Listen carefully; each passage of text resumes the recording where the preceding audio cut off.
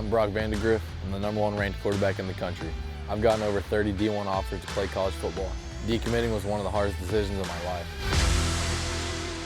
But I grew up 20 minutes from Athens, and I'm thinking about staying home.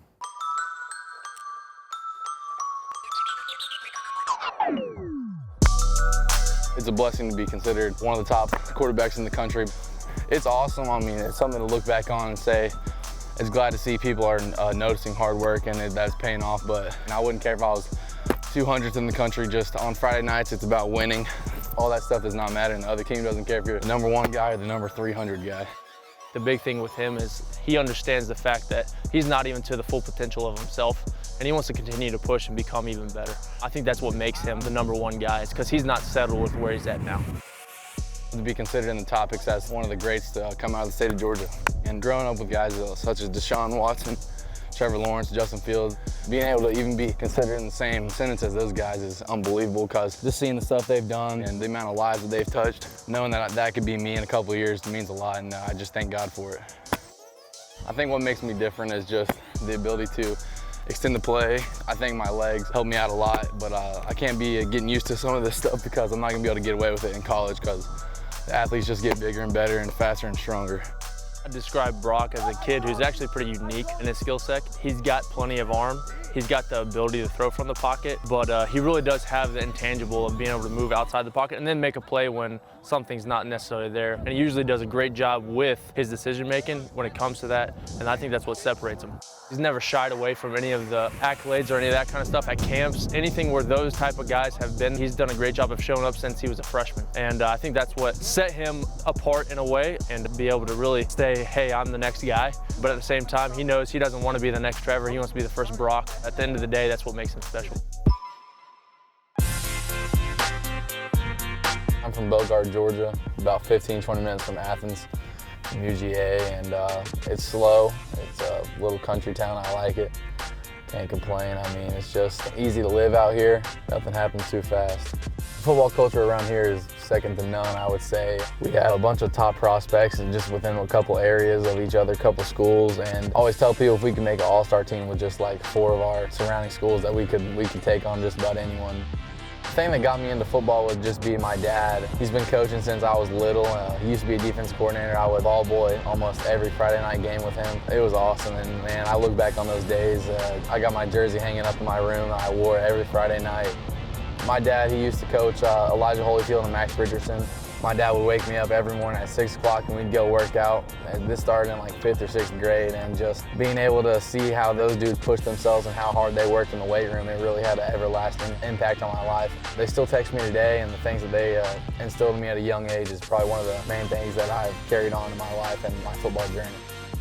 The fear of being average probably drives me the most. I mean, my little saying is nobody cares, work harder, because I mean, there's always room to improve. You can always learn something every day. I mean, even Tom Brady, he's always trying to find ways to get better, and that's why most people refer to him as the GOAT, because he just sees things differently and he's always looking for ways to improve.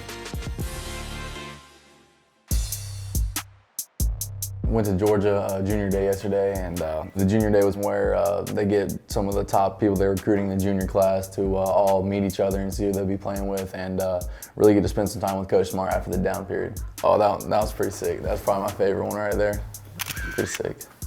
I've been there before, so it was just another visit almost, but it was good to meet some other people I hadn't met before that were trying to recruit in the class. It was a good day. I think it's going to be a good fit. I got to meet Coach Monken for the first time, the new OC, and talk with Coach Smart was good as well. Mom, that's a good one.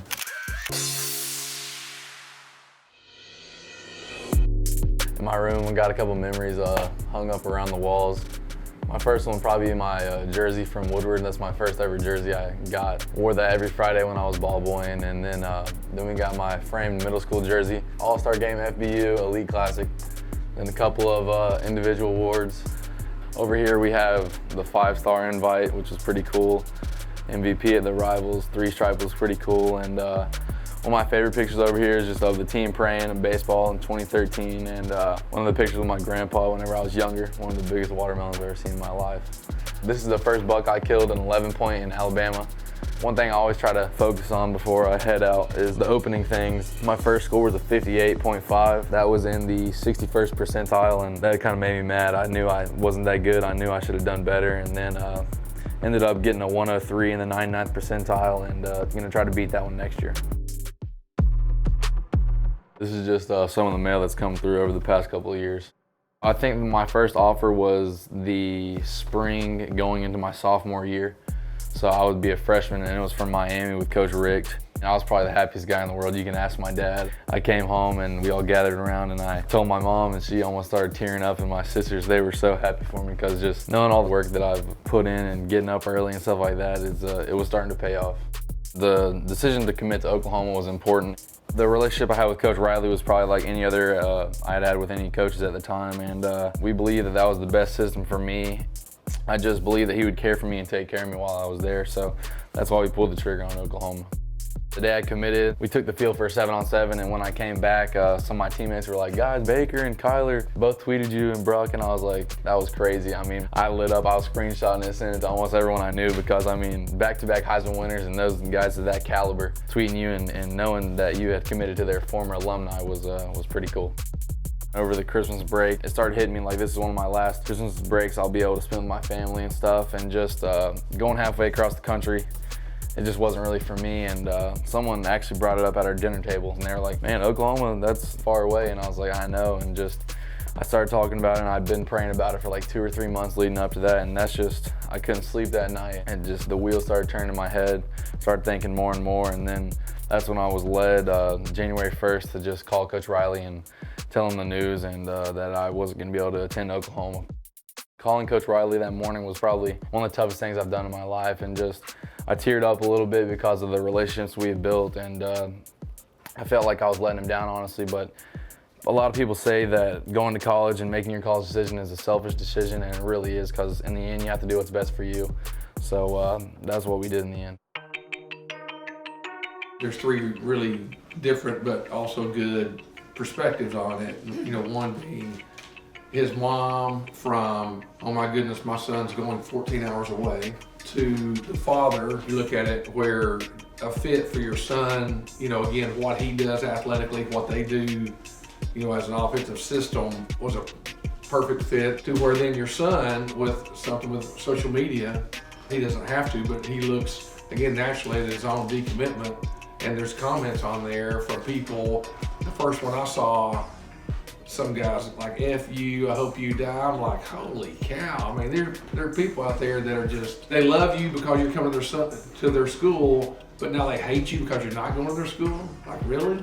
So that's a whole surreal kind of process that a 17-year-old kid's got to get ready for and prepared for, that nobody's prepared for. I feel like Brock's always been a wise decision maker. You know, again, it's really hard to argue when they go from being 14 hours away to 14 minutes away. So we really listen to his heart and his reasons why, and just trust that he's prepared, that he's sound in the decision that he's decided. Having my parents in my corner is probably the best support I could have, and then with my sisters too. I know they're going to support me wherever I go, but just to know that they agree with my decision and support it really helps me, and makes me feel good about the decision in the end. And so just having them there for me during the whole process was unbelievable. It's Monday morning, about to head over to Georgia. It's about to be 8:30, and we're bringing the whole family today. The purpose of us all heading over today is just to kind of finalize everything, make sure that my sisters and mom and dad are all comfortable with the decision, and kind of like the last thing before we tie the knot. I feel just kind of like a sigh of relief, just because I'm ready to stop being recruited and just be committed and get back to working out, school, and just playing football. Just parked at UGA, about to head over to the Butts-Mir building with the coach's office and get it started.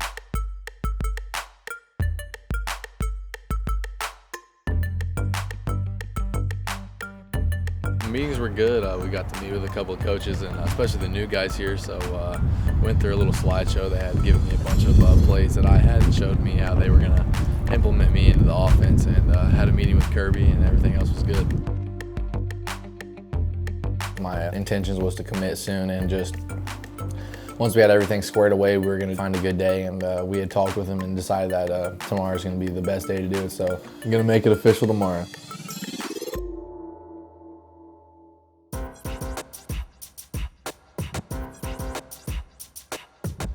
All right, I have it typed out in my notes, that way I can just copy and paste it. What'd you do? I'm staying home. I like that. Then I gotta put the wave and the hashtags.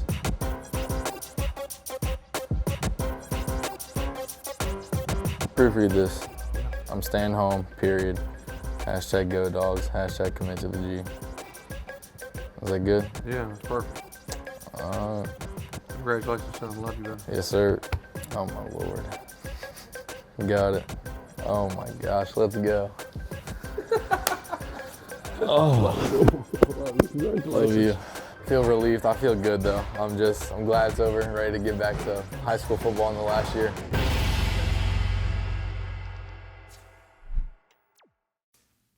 What's wrong, bro?